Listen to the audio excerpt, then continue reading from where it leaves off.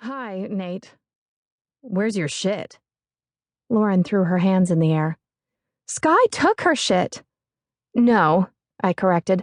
Sky took her shit, but she took my money. How much money? Nate asked, displeasure dropping his voice by about an octave. Enough, I said. I've been covering for her since she lost her job. Damn, muttered Nate. Yeah. Seriously, yeah. I picked up my purse and flipped it open. $65 and one lone shiny quarter.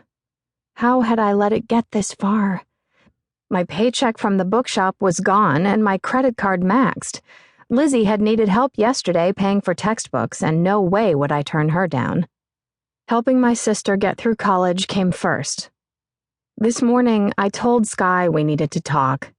All day I'd felt crappy about it, my stomach churning, because the truth was, the sum total of my talk involved telling her that she needed to ask her parents, or her fancy-ass new boyfriend, for a loan to pay me back. I couldn't keep the both of us housed and fed any longer while she searched for a new job. So she also needed to talk to one of them about a place to stay. Yes, I was kicking her to the curb. The guilt had weighed in my stomach like a stone. Ironic, really. What were the chances of her feeling any remorse for screwing me over? Not likely. I finished retrieving the contents of my handbag and zipped it up tight. Yeah, Lauren, the coat's in my closet. At least I hope it is. Help yourself. Rent was due in 8 days. Maybe I could work a miracle. There were sure to be some cash-savvy 23-year-olds with savings in the bank out there. At least one of them must need a place to stay. I'd been doing fine before this, but there'd always been something my sister or I needed more than future financial stability. Books, clothes, a night on the town, all those little treats that made living worthwhile. We'd sacrificed enough already. Yet here I was, broke and on my knees. Guess I should have prioritized better. Hindsight sucked. Worst case scenario, I could probably get away with sleeping on the floor of Lizzie's dorm room if we were super sly.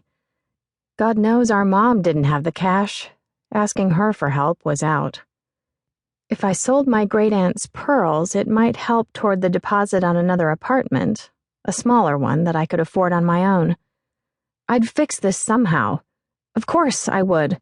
Fixing shit was my specialty. And if I ever saw Sky again, I was going to fucking kill her. What'll you do? Asked Nate, lounging against the doorframe. I rose to my feet, dusting off the knees of my black pants. I'll work something out. Nate gave me a look, and I returned it as calmly as I could. The next thing to come out of his mouth had better not be pity. My day had been crappy enough. With great determination, I gave him a smile. So, where are you guys off to? Party at David and Ev's, Lauren answered from inside my room. You should come with us. Ev, Nate's sister and Lauren's former roomie, had married David Ferris, premier rock god and lead guitarist for the band Stage Dive, a few months ago. Long story. I was still trying to get my head around it, frankly.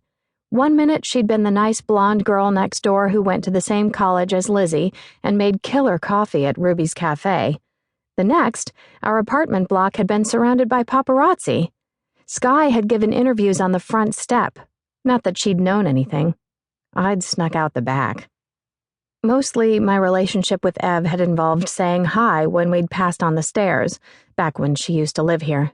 And with me hitting Ruby's Cafe every morning for a big-ass coffee on my way to work.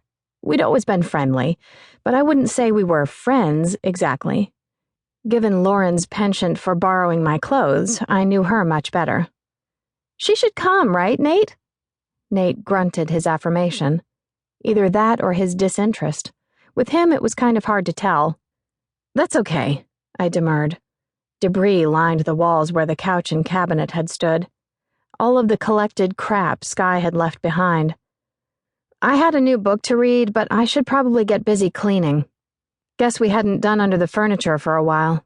At least I won't have much to move when the time comes. Come with us. Lauren, I wasn't invited, I said. Neither are we.